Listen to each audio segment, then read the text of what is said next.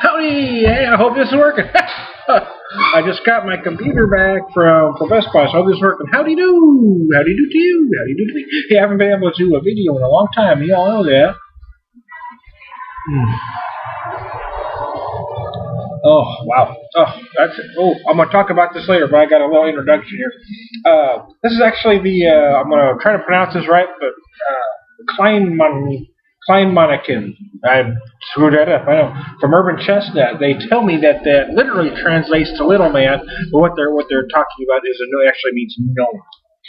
It's 7.4, 22 IBUs, and I'll read the description of the beer here. Traditional Belgian double with a hint of sour. It is rich and spicy with a nice medium body. There's a touch of hops, but no lingering bitterness. It has a beautiful fruit aroma. Yes, that it does. That follows into the taste. This little gnome is very tasty. Well, there you go. Hey, let me explain to you where I'm at, though, and why I'm here. I am at Nick's in St. Louis, Missouri, the Dogtown area, which is the Irish area of St. Louis. Oh, drinking this fantastic beer. I had talked to Beth, who's in charge of marketing here, who gave me permission to do some videos here, because you know I haven't been able to do any videos here in a long time. So, that's nice. So I want to tell you where I'm at and why I'm here. And I'm drinking this because today, Wednesday, they have $3. 1, 2, 3. You count them 3. 1, 2, 3. 1, 2, 3. 3. Cut and action. $3 Missouri drafts.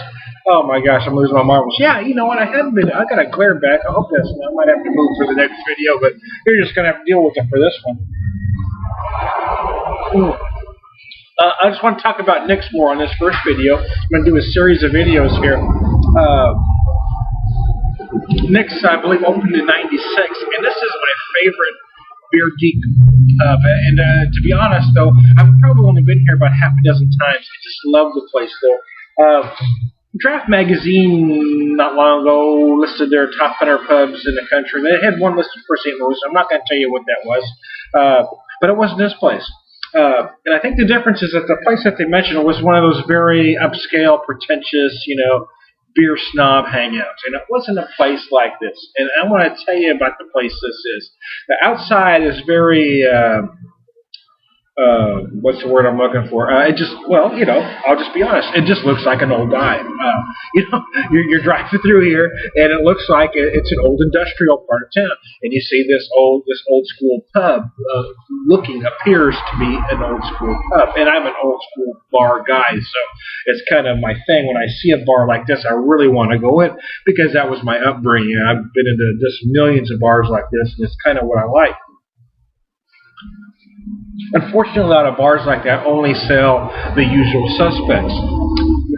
The first time I walked in here, you come in and it's very dark, so it takes a minute for your eyes to adjust, and as they slowly adjust, you see what appears to be a very small, old bar.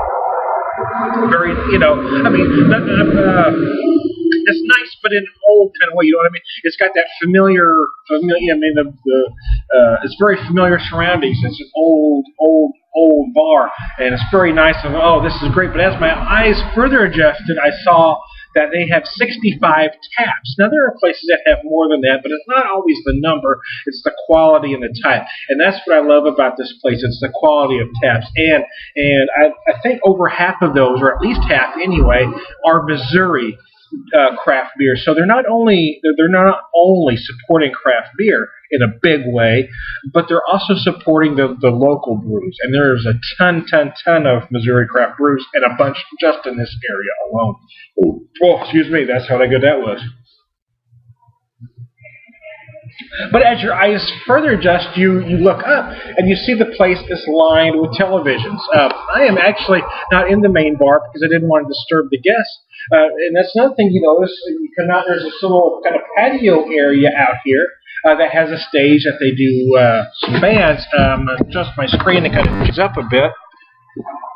I don't know if you can see the TVs lined up there. And this is just in the patio area. Inside, they're just lined around the place. So what you have is this kind of, this little bar that appears to be a small dive bar that's bigger than you think it is, and it's really just this bar that's kind of masquerading as it's a sports bar masquerading as just a little dive bar. There was also one upstairs, if you're so inclined, that has a pool table and such things.